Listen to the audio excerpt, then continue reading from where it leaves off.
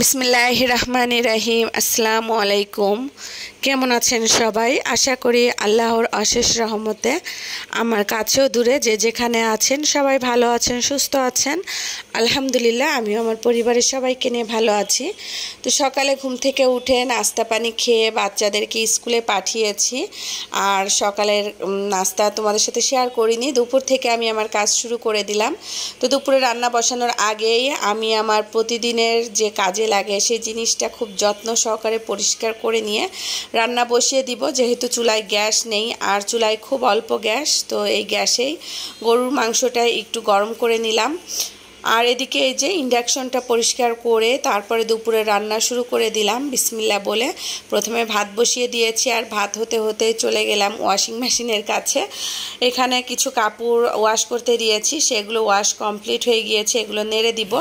আর বাকি যেগুলো আছে সেগুলো আবার দিয়ে দিলাম, দিয়ে আবার টাইম সেট করে দিব, পরিমাণ মতো পাউডার দিয়ে দিব।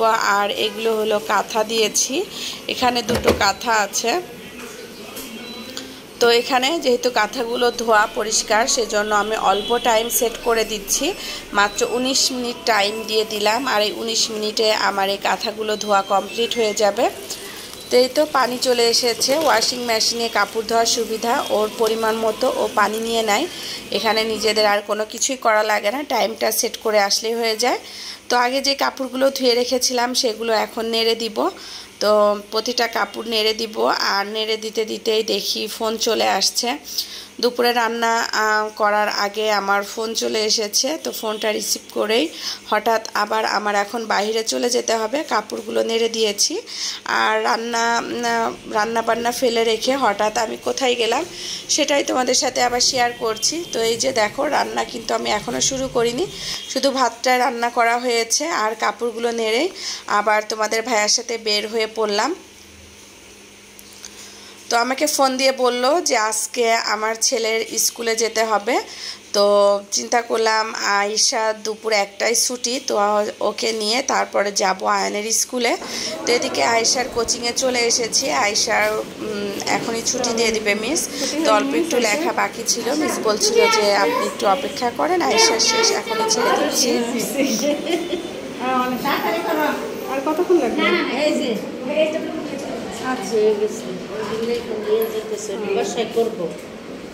কয়বার ঢোকা বলে মামা আসছে, পরে থেকে বলে কি বাবা আসো না, কিছু কিনা না, আয়নের স্কুলে যাবো, তাড়াতাড়ি তাড়াতাড়ি। আর এই তো আয়েশাকে নিয়ে চলে আসলাম আমার ছেলের স্কুলে, ঢাকা প্রিমিয়ার স্কুল। তো আজকে আয়ানের বই দিবে, বুক লিস্ট নিয়ে আমরা বই নিয়ে নিব। তো এখানে আমরা ওনার সাথে কথা বললাম যে বই নিতে টোটাল কত লাগবে। তো উনি আমাদের হাতে বুক লিস্টটা দিয়ে দিল। রিসেপশনে যে আপুটা বসে আছে সে বলছে যে বুক লিস্টটা নিয়ে আপনারা রিসেপশনে যে অফিস রুমে যে কথা বলেন। তো অফিস রুমে যে কথা বলার আগে আমি আবার আপুদের সাথে একটু ক্লিয়ার হচ্ছিলাম যে আমার ছেলেকে তো হাফাজান করাবো, তো সেই ক্ষেত্রে এখন কি করতে হবে।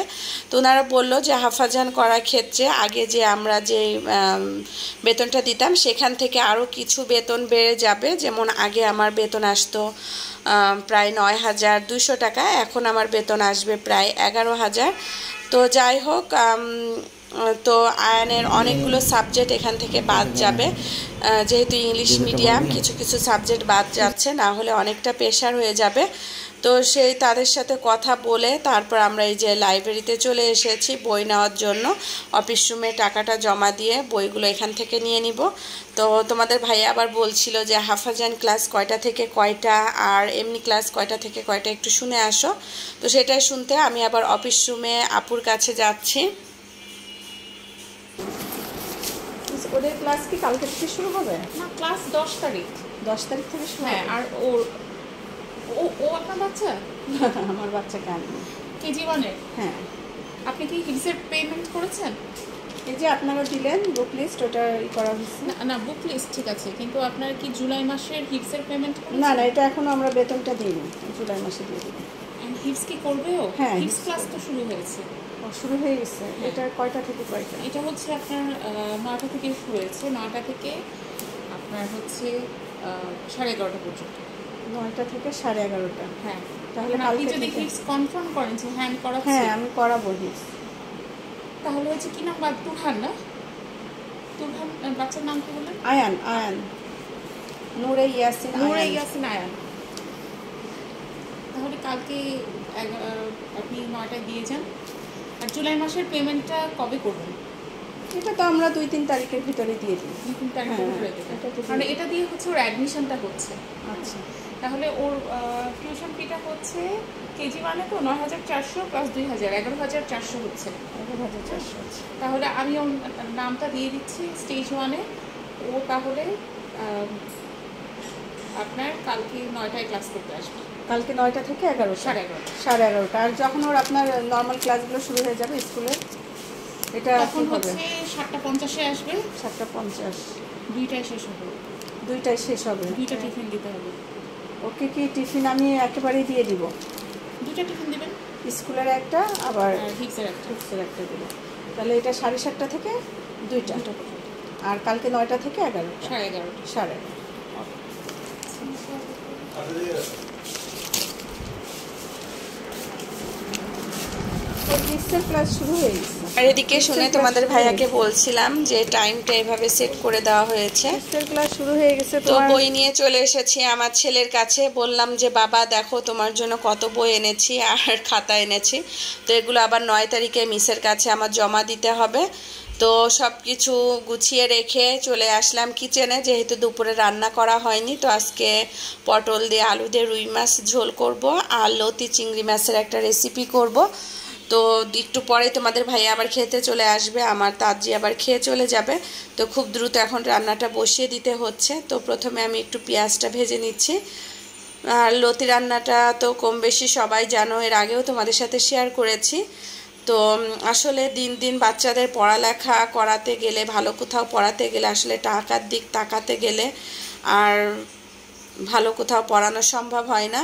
তো আমি বলছিলাম যে কেজিতে আমার বাচ্চা আলহামদুলিল্লাহ এবার আয়ান কেজি 1-এ উঠেছে।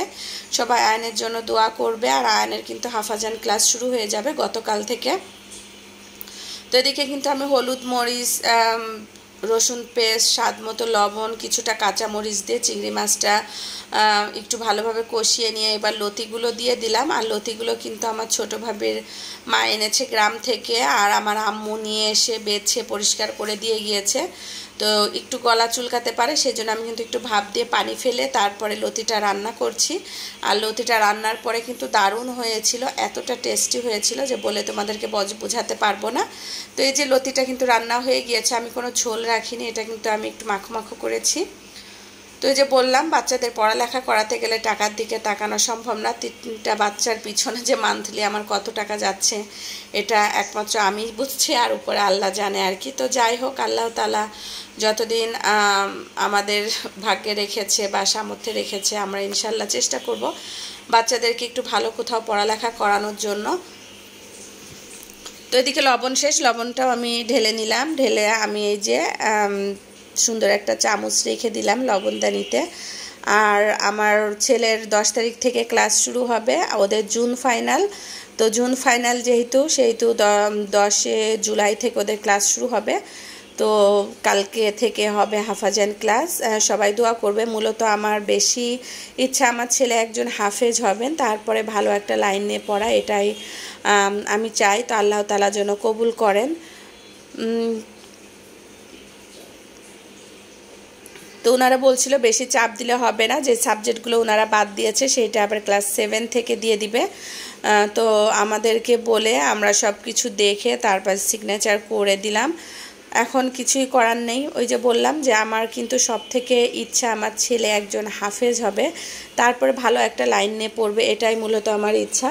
তো আমি বললাম যে ইংলিশ মিডিয়ামে দিয়েছি ঠিক আছে, কিন্তু সেজন্য আমি কিন্তু ইংলিশ মিডিয়ামে পড়াবো সেটা না, ইংলিশ মিডিয়ামের ক্লাসও চলবে প্লাস হাফাজান ক্লাসও চলবে। তো ওনারা বললো তাহলে আপু কিছুটা এক্সট্রা সাবজেক্ট আপনাকে বাদ দিতে হবে, ক্লাস 7 থেকে এই সাবজেক্টগুলো পাবে। তো আমিও রাজি হয়ে গেলাম, যেহেতু আমার হাফাজানটাই হলো মূল উদ্দেশ্য ছিল। তো তোমাদের ভাইয়াও বলছিল সব কিছু একসাথে দিলে ছেলে যদি আবার দেখা গেলো বুঝতে পারলো না বা ওর সমস্যা হলো, সেই জন্য বাদ দিয়ে আমরা হাফাজানের জন্যই রাজি হলাম। আর এক্সট্রা যেই অনেকগুলো সাবজেক্টই বাদ দিয়েছি, তো যাই হোক ইনশাল্লাহ 7-এ উঠে ওই সাবজেক্টগুলো পেয়ে যাবে। তো সবাই দোয়া করবে যেন ও হাফেজ হতে পারে। তো এদিকে কথা বলতে বলতে কিন্তু আমার দুপুরে রান্না প্রায় শেষ হয়ে এসেছে। এই যে পটল আলু আমি ভালোভাবে মশলা দিয়ে কষিয়ে নিয়ে এবার ঝোলের পানি দিয়ে দিলাম। আর এই রান্না করতে করতে আমি অলরেডি কিন্তু গোছলেও চলে গিয়েছিলাম। গোছল করে এসে তারপরে এখানে আমি এই যে মাছগুলো দিয়ে দিয়েছি। আর মাছগুলো দেওয়ার পরে আরও কিছুক্ষণ জাল দিয়ে আমার রান্নাটা কমপ্লিট হয়ে যাবে। তারপরে তোমাদের ভাই আসলে দুপুরে খাওয়া দাওয়া করে নিব। তো আজকের মতো আমি আমার ভিডিওটি এখানেই শেষ করছি। সবাই ভালো থাকবে, সুস্থ থাকবে এবং সাবধানে থাকবে। আমাদের জন্য দোয়া করবে, আমিও সকলের জন্য দোয়া করি। আল্লাহ হাফেজ, আসসালামু আলাইকুম।